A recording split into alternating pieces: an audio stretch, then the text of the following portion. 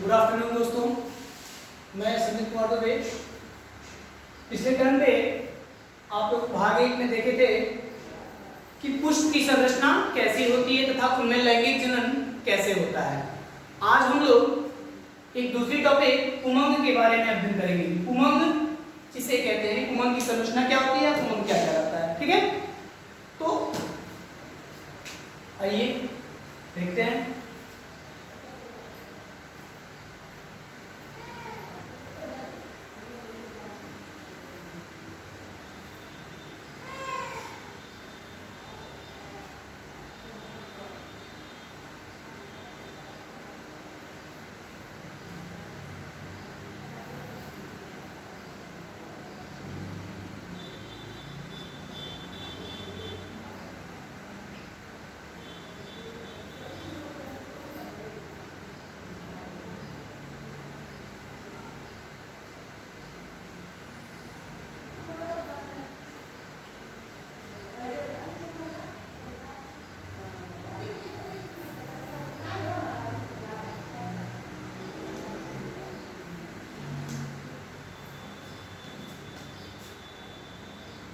इनमें कुछ डॉटेड संरचना होती हैं। इसे हम कहते हैं, यह टोटल हमारा किसका संरचना हो गया, पुमंग का। यह टोटल हमारा पुमंग कहलाता है, जो क्या होता है, पुष्पाशय से निकला हुआ भाग होता है, यानी धागे की संरचना निकली हुई होती है। इसको हम कहते हैं पूतंतु। इसको हम पूतंतु कहते हैं। पूतंतु यानी इंग्लिश में इसको फिलामेंट कहते हैं, फिलामेंट। ठीक है, तथा फिलामेंट और ऊपरी इसी को हम कहते हैं परागकोश। परागकोश इसको हम कहते हैं एंथर। एंथर, ठीक है। अब इनमें जो डॉटेड की संरचना दिख रही है वो होती है परागकण। परागकण यानी पॉलन ग्रेन।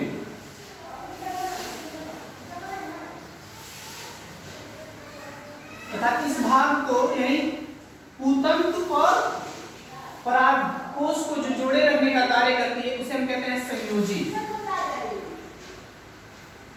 संयोजी कनेक्टिव।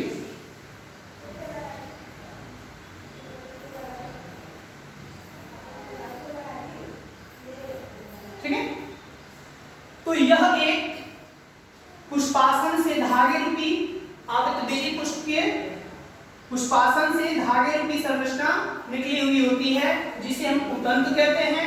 तथा सबसे ऊपरी इसी में थैले रूपी संरचना होती है, उसे हम परागकोश कहते हैं। इन्हीं परागकोश में परागकणों का निर्माण होता है तथा इन दोनों को यानी परागकोश और पूतंतु को जोड़े रखने का कार्य, यानी पूतंतु से परागकोश को जोड़े रखने का कार्य संयोजी का होता है, यानी संयोजी इसको जोड़े रखने का कार्य करती है।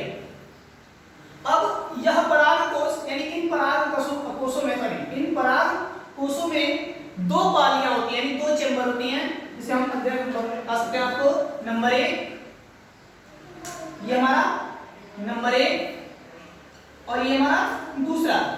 ठीक है, यानी पहली परागकोश और दूसरी, यानी दो पालियां होती हैं। और इनका जब हम अध्ययन करते हैं यानी टीएस अध्ययन करते हैं, ट्रांसफर सेक्शन, तो ये दो भागों में यानी 4 वेस होते हैं, 4 कपाट इसमें पाए जाते हैं। जैसे मैं यहाँ पे बना रहा हूँ, देखिए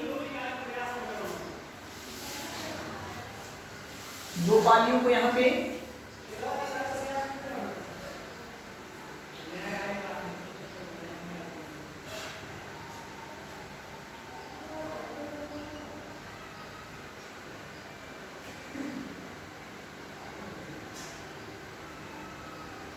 ठीक है, ये हमारा परागकोश यहाँ पे निर्माण होगा। अब इन्हीं में क्या होती है, परागकणों की निर्माण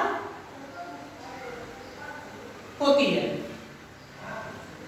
परागकणों की निर्माण होती है। अब इसको हम अगर बनाएं, काटे तो देखिए कुछ ऐसी संरचना बनती है,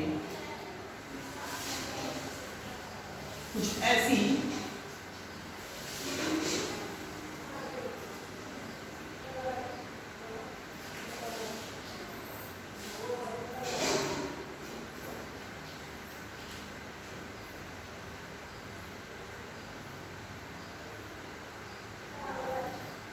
ठीक है। अब इन्हीं में हमारी क्या पाई जाती है, लघु बीजाणु धानियां पाई जाती हैं,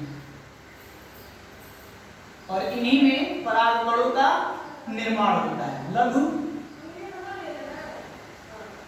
बीजाणु धानी, ठीक है। इन्हीं लघु बीजाणु धानियों में क्या होता है, परागकणों का निर्माण होता है। अब अगली जो टॉपिक होगी वो होगी लघु बीजाणु जनन। अगली टॉपिक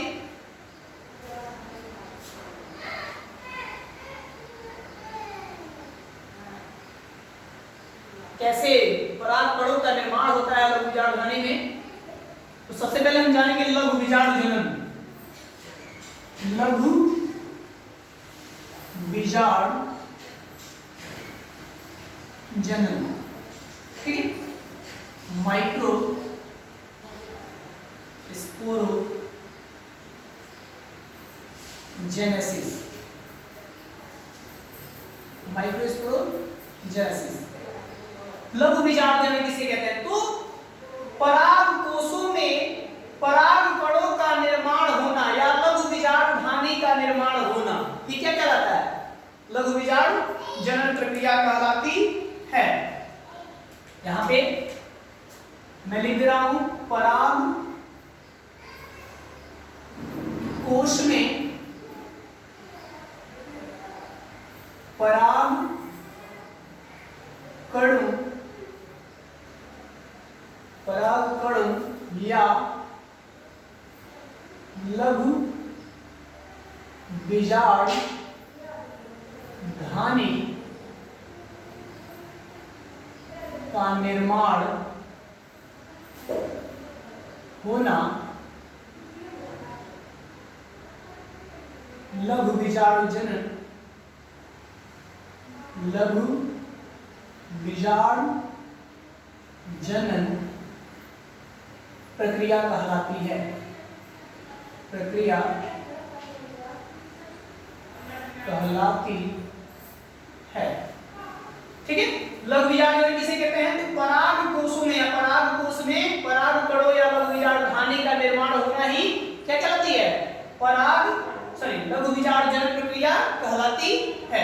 जैसे हमने यहाँ पे बताए थे, चार का पार्ट यहाँ पे चार बेस बनाया था, ठीक है। ऐसे चार बेस बनाया था जिसमें चार गोले थे और इनमें लघु बीजाणु धानी का निर्माण। एक हमारा जो होता है वो क्या होता है, लघु बीजाणु धानी होती है, और इन लघु बीजाणु धानी में क्या होती है, परागकणों का निर्माण या लघु बीजाणु का निर्माण होता है, ठीक है। अब इसके बाद एक लघु बीजाणु धानी की जो संरचना होती है वो कैसे होती है, लिखते हैं हम यहाँ पे।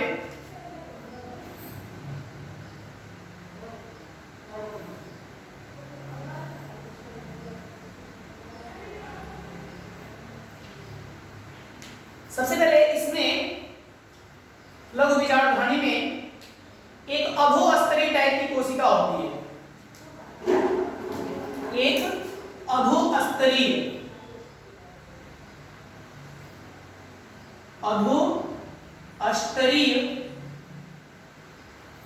कोशिका पाई जाती है। अधोस्तरीय कोशिका पाई जाती है जिसका विभाजन होता है। अधोस्तरीय कोशिका विभाजित होकर एक नई कोशिका बनाती है जिसे अधोस्तरीय यहाँ पे हाइपोडर्मल सेल, हाइपोडर्मल सेल्स, प्राथमिक पहली प्राथमिक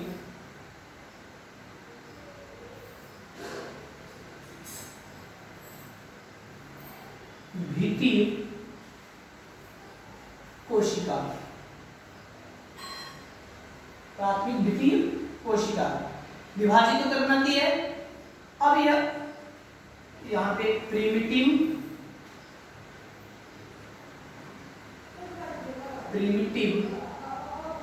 पैराइटल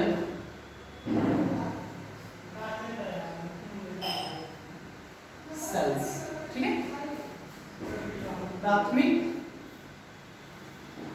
द्वितीय कोशिका।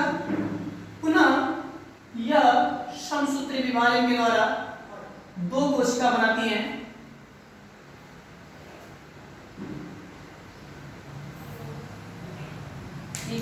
सॉरी, ये थोड़ा सा गलत हुआ, यहाँ पे प्रपशु कोशिका बनती है।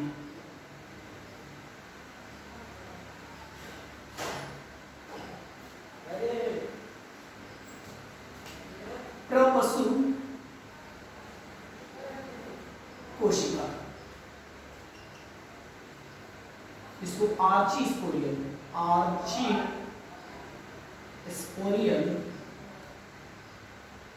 सेल्स कहते हैं। पुनः यह समसूत्री विभाजन के द्वारा विभाजित होकर प्राथमिक प्रपशु कोशिका, प्रपशु कोशिका बनाती हैं, जिसे प्रिमिटिव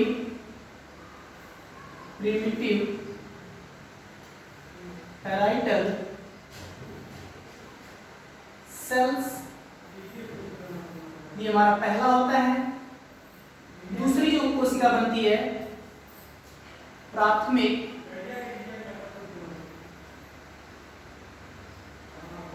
यहाँ पे प्राथमिक द्वितीय कोशिका, द्वितीय कोशिका। दूसरा है प्राथमिक प्रपशु कोशिका, ठीक है। तो ये क्या होती है, मैंने आपको बताया लघु बीजाणु पराग कोश में पराग कणों या लघु बीजाणुधानी का निर्माण होना लघु बीजाणु जन्म प्रक्रिया कहलाती है। अब यहाँ पे एक लघु बीजाणु चार बेस में बटे हैं, तो एक लघु बीजाणुधानी की संरचना हमने बताया कि एक प्रकार की अधोस्तरीय कोशिका से मिलकर बनी होती है। लघु बीजाणुधानी किससे मिलकर बनी होती है, तो अधोस्तरीय कोशिका से मिलकर बनी होती है, जो विभाजित होकर क्या बनती है, प्रपशु कोशिका यानी आर्चोस्पोरियल सेल। पुनः वह दो भागों में विभाजित होती हैं, प्राथमिक द्वितीय कोशिका और प्राथमिक प्रपशु कोशिका, ठीक है। यहाँ पे स्पोरेंजियल सेल्स भी कह सकते हैं, स्पोरोजेनेसिस सेल्स, ठीक है, प्रिमिटिव स्पोरोजेनेसिस सेल या माइक्रो स्पोरोजेनेसिस सेल्स। अब होता क्या है एक्चुअली में, यह तीन भागों में, यह प्राथमिक द्वितीय कोशिका तीन भागों में वर्गीकृत होती है। यह प्राथमिक प्रपशु कोशिका तीन भागों में वर्गीकृत होती है, जिसमें बाह्य स्तर,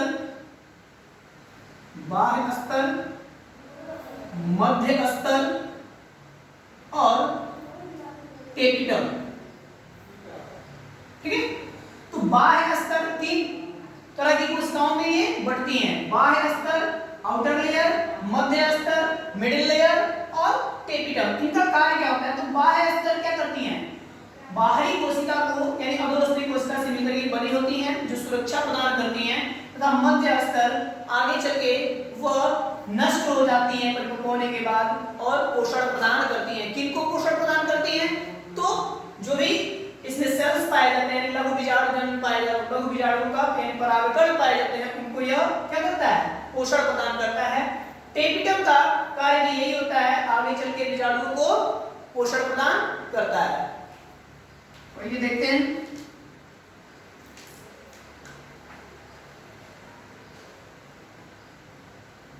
ये सबसे बाह्य स्तर होता है,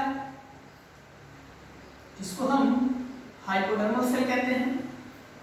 पुनः यह 2 से 3 लेयर का 2 से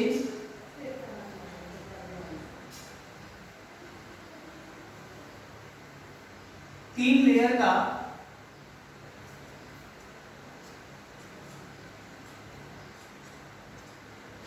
मध्य स्तर होता है,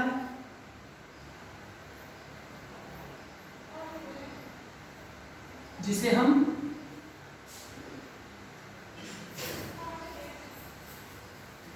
मध्य स्तर कहते हैं, तथा सबसे अंदर की कोशिका टेपिटम कहलाती है। सबसे अंदर की कोशिका टेपिटम कोशिका कहलाती है। आउटर लेयर बाह्य स्तर, ठीक है, मिडिल लेयर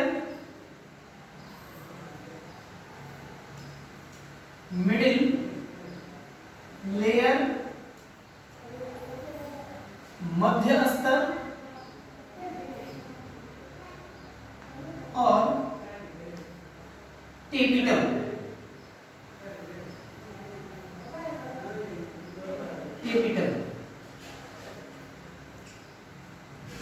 अब इनमें प्रपशु कोशिका यानी प्राथमिक प्रपशु कोशिका क्या करती हैं, तो वह प्राथमिक कोशिका समसूत्री विभाजन की सहायता से समसूत्री विभाजन के द्वारा कोशिका बनाती हैं। पुनः एक से या विभाजित होकर दो से 4 कोशिका का निर्माण करती हैं और यही हमारे परागकण कहलाते हैं। ये क्या कहलाते हैं? परागकण कहलाते हैं। ठीक है, तो आज हम लोगों ने क्या देखा कि पुमंग किसे कहते हैं। तो पुमंग किसी पुष्पासन यानी किसी पुष्प के पुष्पासन से धागे रूपी संरचना निकली होती है जिसे हम पूतंतु कहते हैं। पूतंतु की सबसे ऊपरी हिस्से पर एक थैली रूपी संरचना होती है जो परागकोश कहलाती है। इन परागकोशों में ही परागकणों का निर्माण होता है। इन परागकोश और पूतंतु को जोड़ने का जो अहम भूमिका होती है वह संयोजी कहलाती है, यानी संयोजी इन दोनों को जोड़े रखने का कार्य करती है। अब एक जो परागकोश होते हैं वह 2 पालियों में बटे होते हैं, प्राथमिक और द्वितीय। ठीक है, 2 पालियों में बटे होते हैं तथा इनमें 4 कपाट पाए जाते हैं। यहाँ पे हमने बनाया 2 ऊपर 2 नीचे त्रियस्क काट के। ठीक है, तो 4 कपाट पाए जाते हैं, वेश्म पाए जाते हैं जिनमें लघु बीजाणु धानी का निर्माण होता है। तो एक परागकोश में 4 लघु बीजाणु धानी पाए जाते हैं। ध्यान दीजिएगा, एक परागकोश में लगभग 4 बीजाणु धानी पाए जाते हैं। यहाँ पे हमने समस्या बनाया। अब लघु बीजाणु जनन प्रक्रिया किसे कहते हैं? तो लघु बीजाणु जनन प्रक्रिया परागकोश में परागकणों या लघु बीजाणु धानी का निर्माण होना लघु बीजाणु जनन प्रक्रिया कहलाती है। यह होती क्या है, बनती कैसे है लघु बीजाणु धानी? तो अधोस्तरीय कोशिका से मिलकर बनी होती है जो जल्द ही विभाजित होकर प्रपशु कोशिका का निर्माण कर लेती है। तुरंत उसके पुनः क्या करती है, प्राथमिक या प्रपशु कोशिका विभाजित होकर समसूत्री विभाजन की सहायता से प्राथमिक द्वितीय कोशिका और प्राथमिक प्रपशु कोशिका का निर्माण करती हैं। पुनः प्राथमिक प्रपशु कोशिका क्या करती है, 3 स्तरों में बटी होती है, बाह्य स्तर, मध्य स्तर, टेपिटम, यानी outer layer, middle layer, tapetum. Middle layer का आउटर लेयर का जो काम होता है वह सुरक्षा प्रदान करता है कोशिकाओं को। मध्य स्तर का जो कार्य होता है वह क्या करता है, तो बीजाणुओं को या पराग प्रपशु कोशिकाओं को पोषण प्रदान करता है तथा टेपिटम बीजाणुओं को क्या करता है, जल्द ही नष्ट होकर वह पोषण प्रदान करता है। किनको? तो बीजाणुओं को। तो यहाँ पे हमने बनाया एक प्राथमिक प्रपशु कोशिका को दिखाया कि एक कोशिका समसूत्री विभाजन की सहायता से इसमें प्रवर्त होती है, फिर 1 से 2, 2 से 4, 4 से 8, 8 से 16, इस तरह से बहुत प्रकार की बहुत से लघु बीजाणु धानी बनती हैं और उनमें परागकण, बहुत से परागकणों का निर्माण होता है। अब आगे अगले भाग में हम भाग 3 में यानी तीसरे में परागकणों के बारे में यानी परागकण की संरचना के बारे में अध्ययन करेंगे। धन्यवाद।